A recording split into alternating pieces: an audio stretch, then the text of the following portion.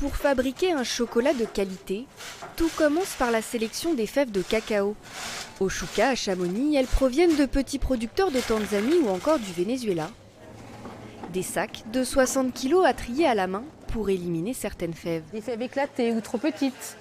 C'est des fèves qui ont pu être abîmées dans des sacs de cacao ou alors affectées par des insectes, donc je préfère les enlever.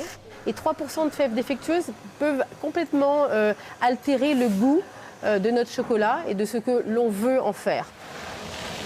Les fèves vont ensuite être torréfiées pour passer à l'étape du vannage et concassage. C'est ici qu'elles se séparent de leur écorce pour obtenir le gruet de cacao. Dans une fève de cacao, il y a à peu près 50% de matière grasse, donc le beurre de cacao, et 50% de matière sèche, le cacao. Et en fait, cette machine, elle va chauffer et en frictionnant ce gruet de cacao, ça va donner une pâte de cacao. Ça va être les prémices du chocolat.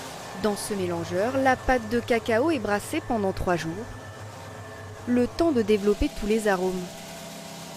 Une fois la bonne texture obtenue lors du tempérage, les tablettes prennent forme.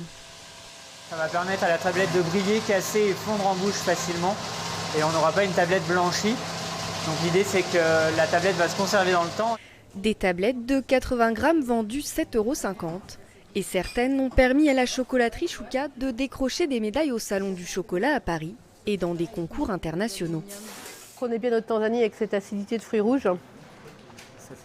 Un petit côté vif. Un savoir-faire récompensé après 1 an et demi d'activité. Au Chuca, 10 tonnes de chocolat ont été produites sur l'année 2022.